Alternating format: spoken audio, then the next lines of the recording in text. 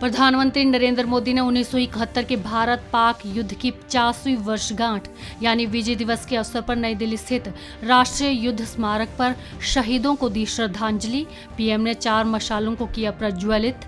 राष्ट्रीय युद्ध स्मारक पर आगंतुक पुस्तिका पर भी किए हस्ताक्षर।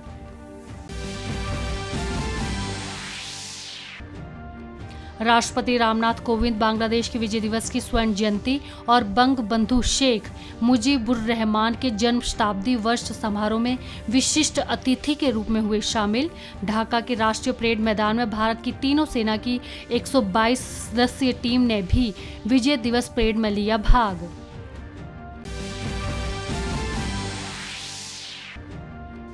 नई दिल्ली में राष्ट्रीय युद्ध स्मारक पर स्वर्णिम विजय दिवस की 50वीं वर्षगांठ के अवसर पर रक्षा मंत्री ने शहीदों को दी श्रद्धांजलि।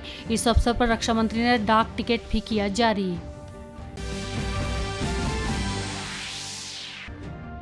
प्रधानमंत्री नरेंद्र मोदी गुजरात के आणंद में प्राकृतिक खेती पर आयोजित राष्ट्रीय सम्मेलन के समापन सत्र में वर्चुअल माध्यम से हुए शामिल।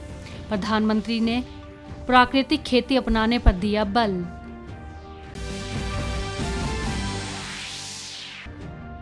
प्राकृतिक खेती पर आयोजित राष्ट्रीय सम्मेलन के समापन सत्र में केंद्रीय गृह मंत्री अमित शाह और केंद्रीय कृषि मंत्री नरेंद्र तोमर हुए शामिल। इस अवसर पर उन्होंने जीरो बजट प्राकृतिक खेती विषय पर आयोजित राष्ट्रीय शिखर सम्मेलन को किया संबोधित।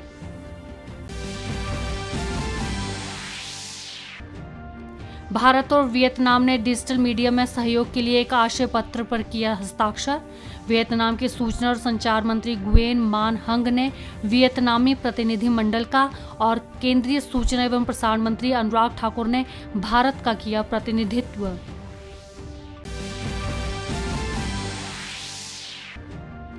आंध्र प्रदेश के पश्चिमी गोदावरी जिले में बस दुर्घटना में चालक सहित 9 लोगों की मौत, 26 अन्य लोग गंभीर रूप से हुए घायल। राज्य सरकार की ओर से मृतकों के परिजनों को 5-5 लाख रुपए सहायता राशि देने का किया ऐलान।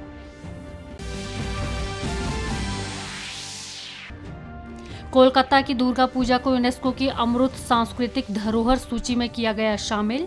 फ्रांस के पेरिस में हुई यूनेस्को की अंतर सरकारी समिति की 16वीं बैठक में लिया गया ये फैसला।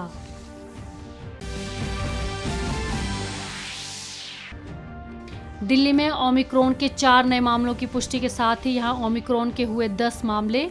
देश में सबसे अधिक महाराष्ट्र में 32 केस। मुंबई में धारा 144 को 31 दिसंबर तक बढ़ाया गया।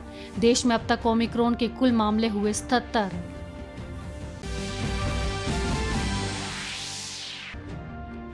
दुनिया के 77 देशों में फैला कोरोना का ओमिक्रॉन वेरिएंट।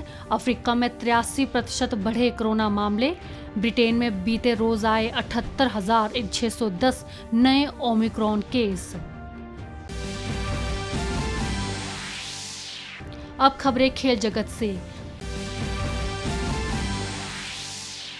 भारतीय भारोत्तोलक पूनम यादव और कोलिया एलिस और विकास ठाकुर ने उज्बेकिस्तान के ताशकंद में चल रही राष्ट्रमंडल भारोत्तोलन चैंपियनशिप 2021 में 3 और पदक जीते।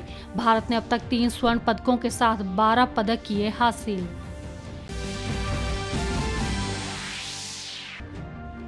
बांग्लादेश के ढाका में सैफ अंडर 19 महिला फुटबॉल चैंपियनशिप में भारत ने भूटान को 3-0 से हराया। टूर्नामेंट में भारत की ये लगातार दूसरी जीत। भारत का अगला मुकाबला कल बांग्लादेश से।